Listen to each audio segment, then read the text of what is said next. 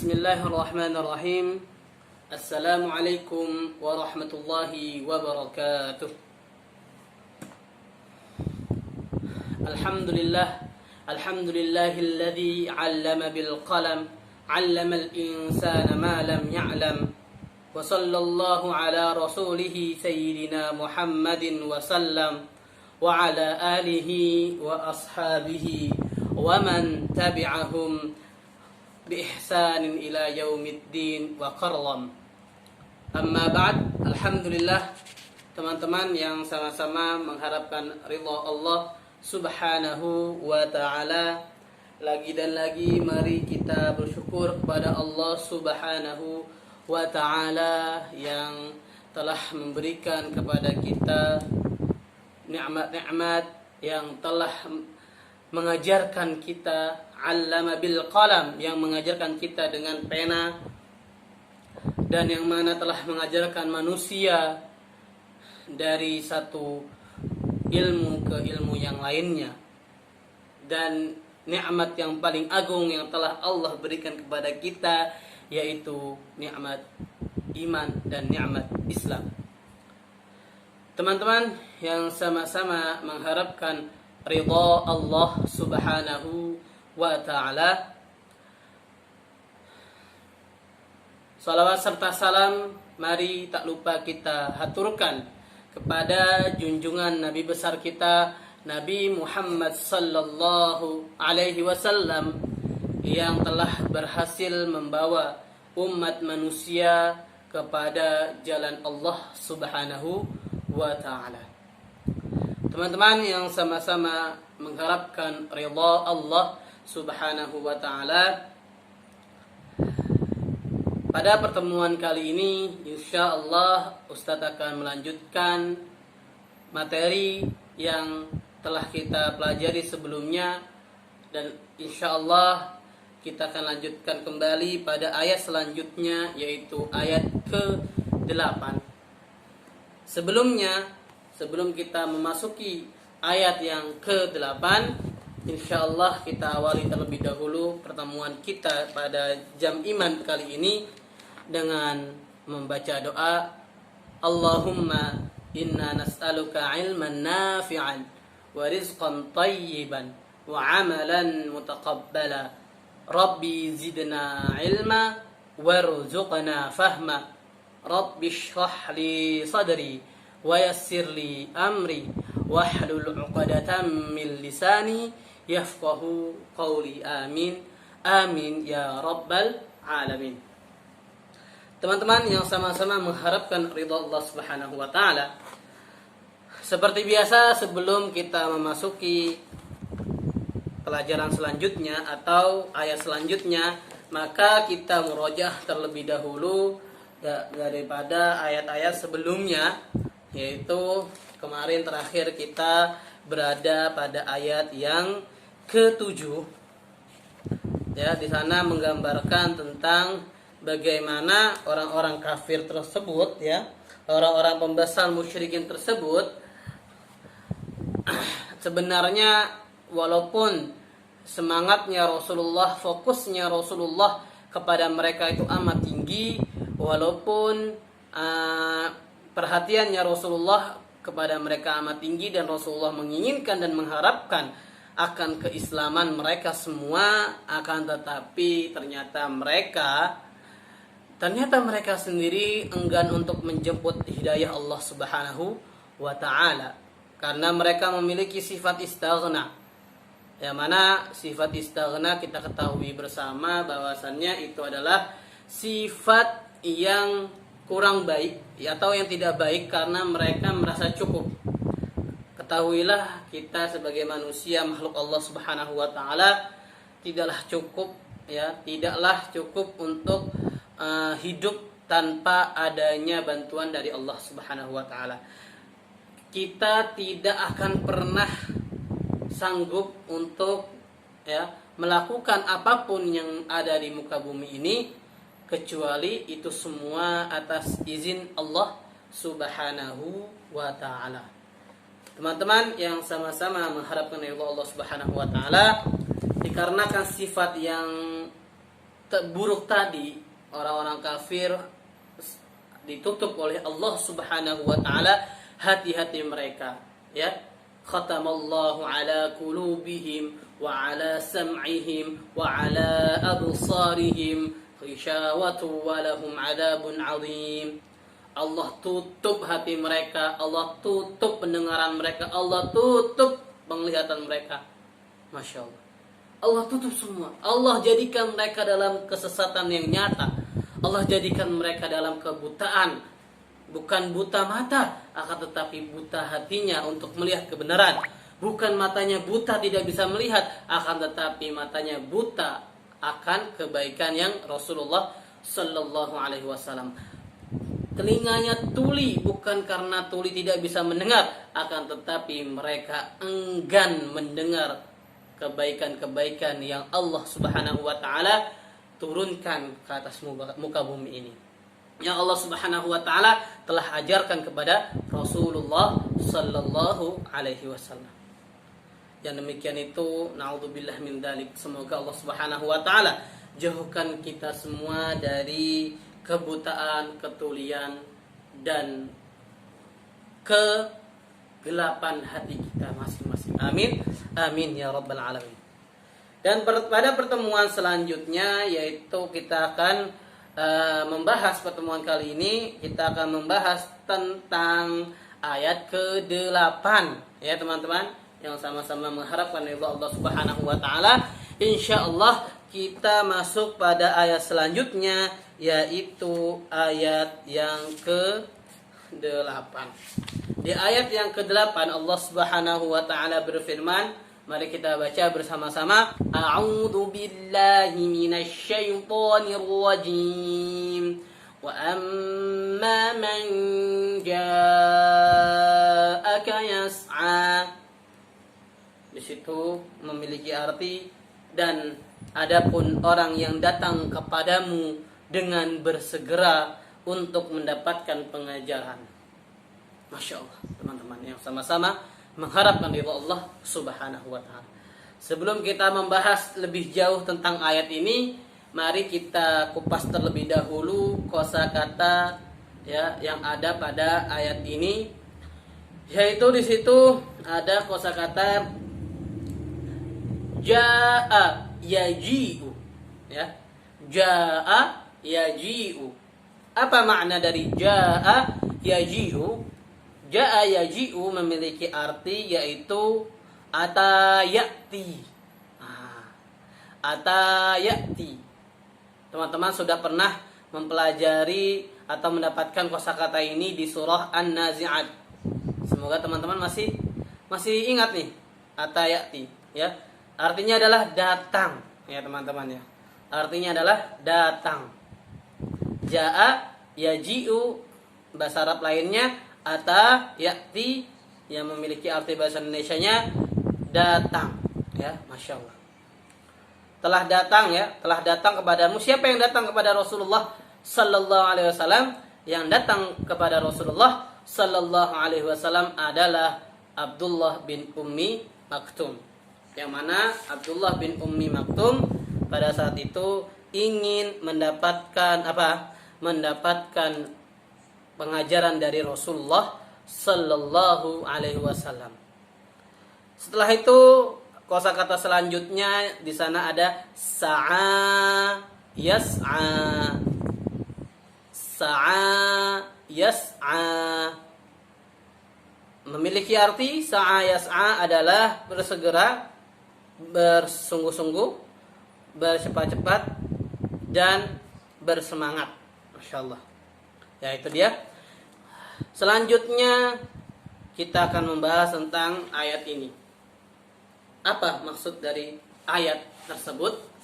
Allah Subhanahu wa taala ingin, ya, di ayat ke-8 ini, yang mana di ayat sebelumnya dari ayat 5 sampai ayat 7, Allah Subhanahu wa taala menjelaskan kepada Nabi Muhammad sallallahu alaihi wasallam tentang apa? Tentang keadaan pembesar kafir musyrikin tersebut, yang mana pertama Allah katakan mereka istaghna, yaitu mereka tidak butuh, ya.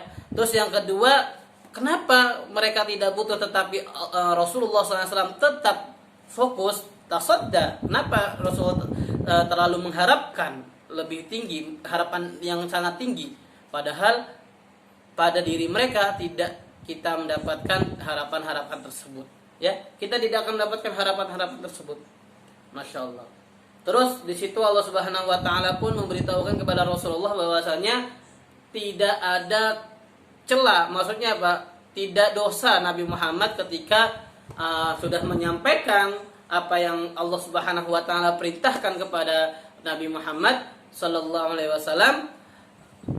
Rasulullah sudah menyampaikan, terus mereka menolak, itu bukan celaan untuk Rasulullah, bukan dosa untuk Rasulullah, akan tetapi dosa untuk mereka sendiri, karena Rasulullah sudah mendakwahi apa yang Allah Subhanahu Wa Taala perintahkan. Dan pada ayat yang ke-8 ini Allah Subhanahu Wa Taala kembali membahas atau meninggikan, ya, derajat yang mana derajatnya Abdullah bin Ummi Maktum, ya, derajatnya Abdullah bin Ummi Maktum. Allah katakan di sini, ya, wa amma man ja'aka yas'a, ya. Dan adapun orang yang datang kepadamu, maksudnya Abdullah bin Ummi Maktum di sini datang kepada Rasulullah Sallallahu Alaihi Wasallam, datang kepada Rasulullah untuk belajar 1-2 ayat kepada Rasulullah Sallallahu Alaihi Wasallam. Dan Abdullah bin Ummi Maktum di dalam ayat ini Allah Subhanahu Wa Taala tunjukkan, ya, bagaimana semangat tinggi dari Abdullah bin Ummi Maktum dalam belajar, ya, semangatnya, dan dia sangat bersungguh-sungguh untuk berjumpa kepada Rasulullah, ya, dan menjumpai Rasulullah dan belajar langsung dari sumbernya atau dari Rasulullah Sallallahu Alaihi Wasallam. Kenapa di situ? Karena beliau, ya, radhiyallahu anhu, merasa takut akan siksaan-siksaan Allah Subhanahu Wa Taala. Beliau Abdullah bin Ummi Maktum sudah ada di dalam hatinya rasa khosyah, ya, rasa takut kepada Allah Subhanahu Wa Taala. Maka ketika ada rasa takut tersebut, Abdullah bin Ummi Maktum bersemangat untuk, ya, menuntut ilmu, untuk mengetahui lebih dalam lagi bagaimana syariat Islam yang telah Allah Subhanahu Wa Taala tentukan di dalam Al-Qur'an.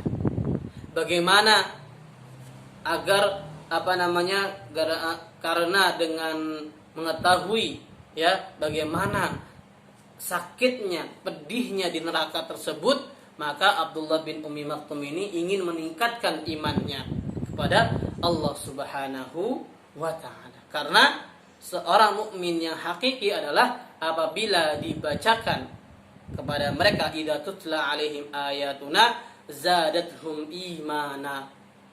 Masya Allah. Apabila dibacakan ayat-ayat kami, yaitu ayat-ayat Allah Subhanahu Wa Taala, maka bertambahlah iman para sahabat radhiyallahu anhu. Masya Allah. Ini adalah salah satu yang harus kita tanamkan ke dalam diri kita masing-masing, ya, ke dalam diri kita masing-masing, tentang bagaimana semangat, ya, semangat ini, ya, semangat ini adalah menentukan kita. Masya Allah. Apalagi semangat dalam ibadah.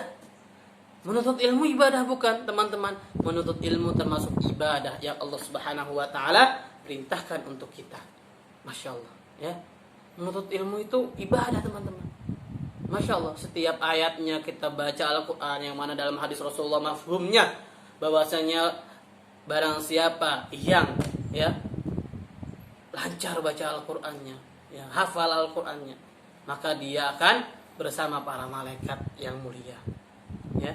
Adapun orang-orang yang terbata-bata dalam membaca Al-Quran, dia masih terbata-bata, belum lancar bacaannya, tetapi dia tetap semangat hari demi hari dia semangat tanpa patah semangat, maka Allah katakan dia akan mendapatkan 2 pahala. Pertama, pahala karena susah payahnya, dan kedua karena pahala semangatnya. Masya Allah. Jadi pelajaran di sini adalah, teman-teman, bahwasannya tentang bagaimana semangat dalam dan khusyuk ketika ibadah atau menuntut ilmu. Maksudnya apa? Ketika kita ibadah, ketika kita menuntut ilmu dan khusyuk dengan fokus, itu nilainya akan sangat berbeda dengan orang yang menuntut ilmu hanya karena paksaan. Ya teman-teman ya. Menuntut ilmu hanya karena disuruh ayah bunda. Menuntut ilmu hanya karena paksaan agar bisa menjadi ustadz atau ustazah. Ini sesuatu yang tidak boleh teman-teman ya. Tidak boleh kita lakukan. Karena apabila semangat ini hilang dari kita, jangankan menuntut ilmu, semangat dalam ibadah, khusyuk dalam sholat, itu sangat berbeda nilainya di sisi Allah Subhanahu wa taala dengan orang yang hanya sekedar menggugurkan kewajiban sholatnya. Beda ya teman-teman. Orang yang hanya berniat, yang penting sholat aku gugur, sudah selesai, aku sudah melaksanakan, dengan orang yang benar-benar semangat dalam sholat, dengan orang-orang yang benar-benar khusyuk dalam sholat, itu sangatlah berbeda hasilnya di sisi Allah Subhanahu wa ta'ala. Maka dengan itu teman-teman, apabila kita bicara tentang semangat, ya, Masya Allah, para sahabat radhiyallahu anhum telah membuktikan bagaimana semangat mereka. Abdullah bin Ummi Maktum walaupun dalam keadaan buta, dalam keadaan kekurangan, ya, memiliki kekurangan, tetapi semangatnya tidak pernah pudar, semangatnya tidak pernah patah, semangatnya tidak pernah putus. Sekarang pertanyaannya, bagaimana dengan kita? Alhamdulillah, Allah masih memberikan kepada kita mata yang lengkap, ya, telinga yang sempurna, ya, bicara yang lancar, Masya Allah. Tapi alangkah dosanya kita bila kita tidak memanfaatkan apa yang telah Allah Subhanahu wa ta'ala berikan untuk keridhaannya Allah Subhanahu wa ta'ala.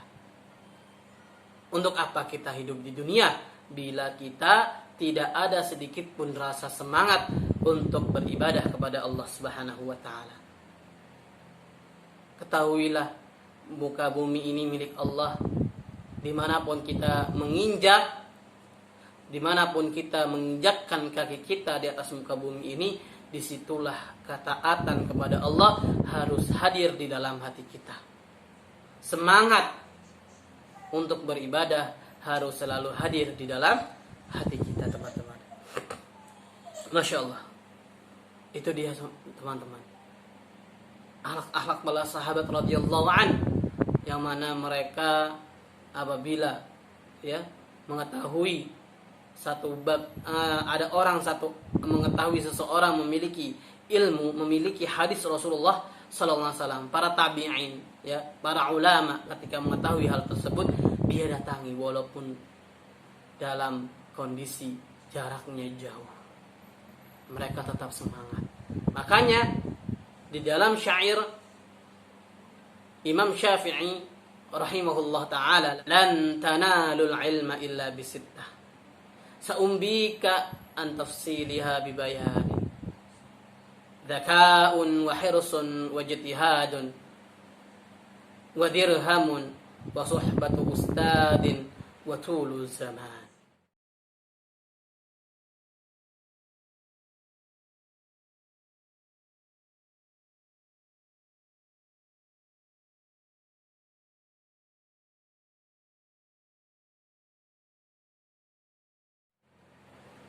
Imam Syafi'i rahimahullah ta'ala pernah berkata, ya, pernah mengatakan syairnya, bahwasanya memberitahukan kepada para ahli ilmu, memberitahukan kepada penuntut ilmu, bahwasanya tidak akan sekali-kali.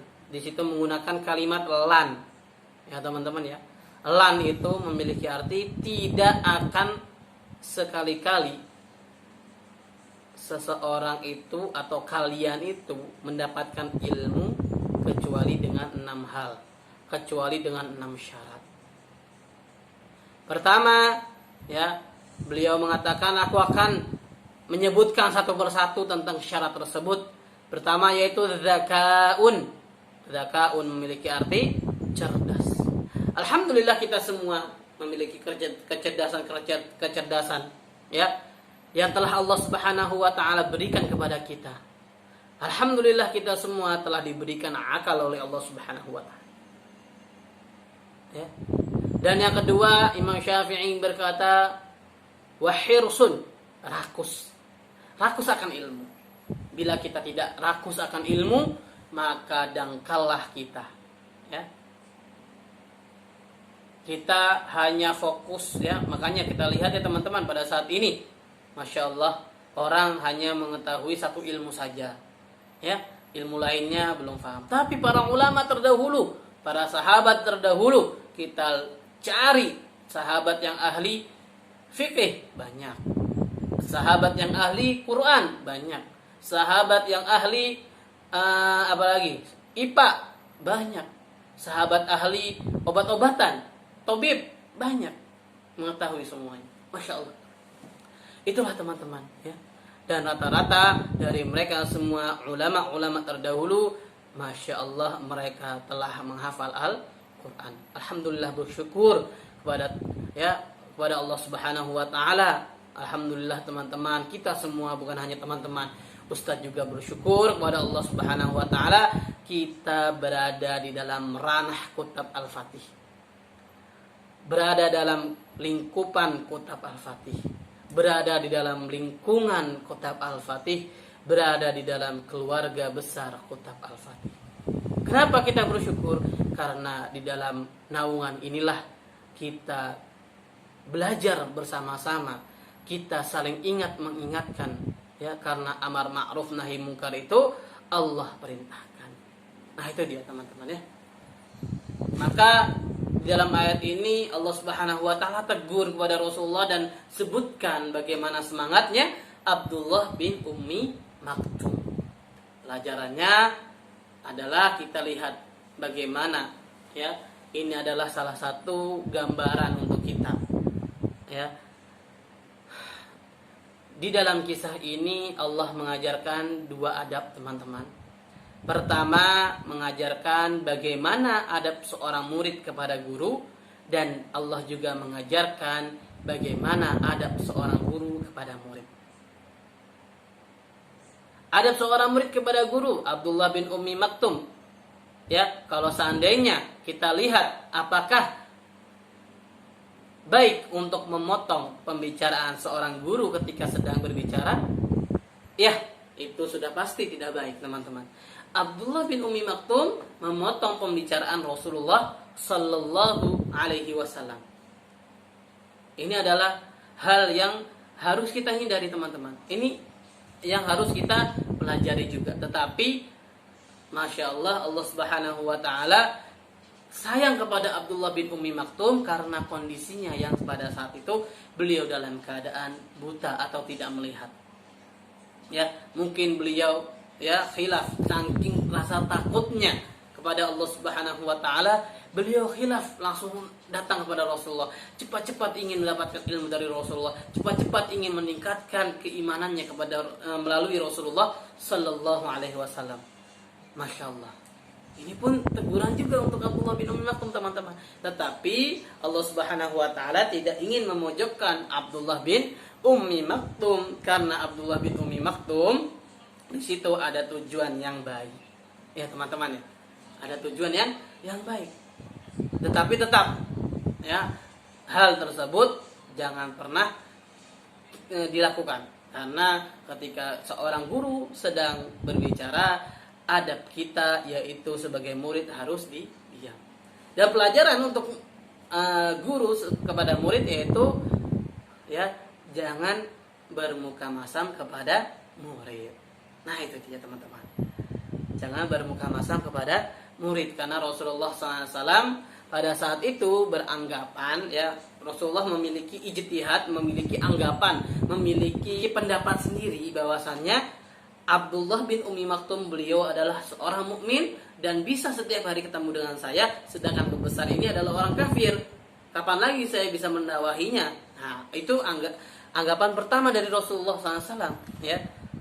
Maka setelah ditegur oleh Allah Subhanahu wa taala, Rasulullah langsung mengubah cara berdakwah beliau, mengubah taktik cara berdakwah beliau, ya, yaitu beliau tidak pernah memandang kepada orang yang di bawah, maksudnya orang miskin, orang lemah, orang yang buta itu tidak dipandang hanya sebelah mata, akan tetapi Rasulullah fokus kepada mereka. Ternyata setelah itu datang banyak orang-orang yang kampung, orang-orang Badui, ya teman-teman, ya, suku-suku Badui yang mana kisahnya kita ketahui bersama. Orang Badui baru datang, ya, ke Masjid Nabawi. Orang Badui itu buang air kecil di masjid. Coba bayangin teman-teman. Para sahabat marah semua teman-teman. Para sahabat emosi, termasuk Umar bin Khattab emosi besar. Apa kata Rasulullah?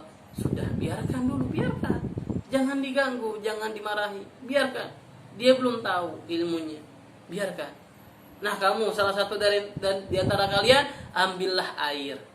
Sama Rasulullah suruh ambil air. Ya, Masya Allah lembutnya setelah kejadian ini, Masya Allah Rasulullah termasuk lembut setelah itu. Maka diambillah oleh salah satu sahabat Rasulullah, ya, dibersihkan najis tersebut, dan Rasulullah panggil orang tersebut dengan senyum, ya, dengan lemah lembut. Baru situ Rasulullah sampaikan ilmunya tentang bab najis. Asbab orang Badui yang lemah tadi, maksudnya orang yang kampung, Masya Allah, orang kampung, disitulah terjadinya apa? Timbullah ilmu fikih. Masya Allah, ada ilmu fikihnya di situ. Karena kelembutan Rasulullah yang sudah terjadi, maka ilmu pun akan keluar. Dan ilmu itu bukan hanya untuk Rasulullah saja, bukan hanya untuk para sahabat saja. Ilmu itu sampai saat ini kita pelajari juga. Masya Allah. Ya, nanti insya Allah teman-teman di madrasah atau di pondok yang bagi teman-teman yang mungkin setelah selesai dari kutab akan ke pesantren atau akan ke madrasah Al-Fatih, itu pilihan teman-teman. Tetapi pasti di sana nanti teman-teman akan belajar tentang bab fikih. Insya Allah nanti pada saat insya Allah. Itu dia teman-teman. Dengan kelembutan akan timbul, ya, banyak kisah-kisah Nabi Muhammad lembut kepada orang-orang yang lemah. Masya Allah.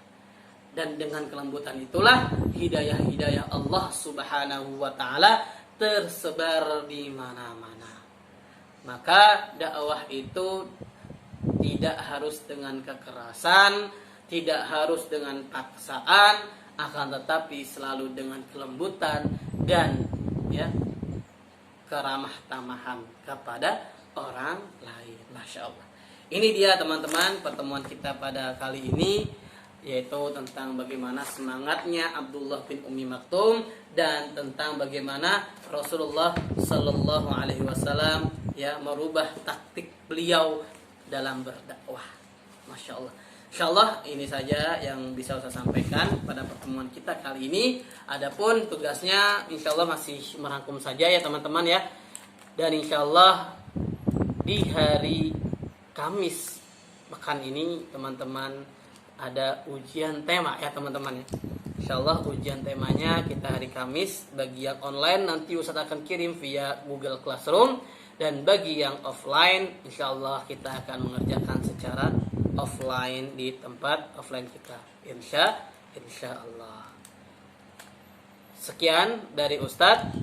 Apabila ada salah kata, salah ucap, Ustadz mohon maaf, itu kesalahan dari diri Ustadz sendiri. Apabila ada kebaikan dan kebenarannya, semata-mata itu semua datangnya dari Allah Subhanahu wa ta'ala. Kita akhiri pertemuan kita kali ini dengan membaca hamdalah istighfar 3 kali dan doa kafaratul majlis. Alhamdulillahirabbil alamin. Astaghfirullah, astaghfirullah, astaghfirullah. Subhanakallahumma wa bihamdika asyhadu an la ilaha illa anta astaghfiruka wa atubu ilaik. Wa akhirul kalam wa billahi taufiq wal hidayah. Wassalamualaikum warahmatullahi wabarakatuh.